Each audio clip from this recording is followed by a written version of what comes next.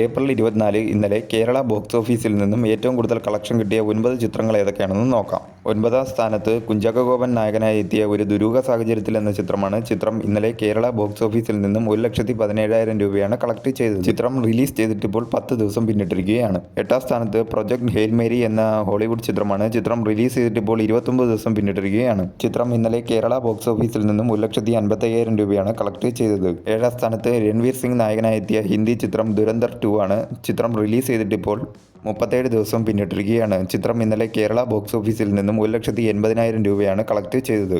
6ാം സ്ഥാനത്ത് Lee ക്രോണിസസ് the mummy എന്ന Hollywood ചിത്രമാണ്. ചിത്രം റിലീസ് ചെയ്തിട്ടിപ്പോൾ 7 ദിവസം പിന്നിട്ടിരിക്കുകയാണ്. ചിത്രം ഇന്നലെ കേരള ബോക്സ് ഓഫീസിൽ നിന്നും 6,30,000 രൂപയാണ് കളക്ട് ചെയ്തത്. 5ാം സ്ഥാനത്ത് ടൊവിനോ തോമസ് നായകനായി എത്തിയ പള്ളിച്ചട്ടമ്പി എന്ന ചിത്രമാണ്. ചിത്രം റിലീസ് ചെയ്തിട്ടിപ്പോൾ 10 ദിവസം പിന്നിട്ടിരിക്കുകയാണ്.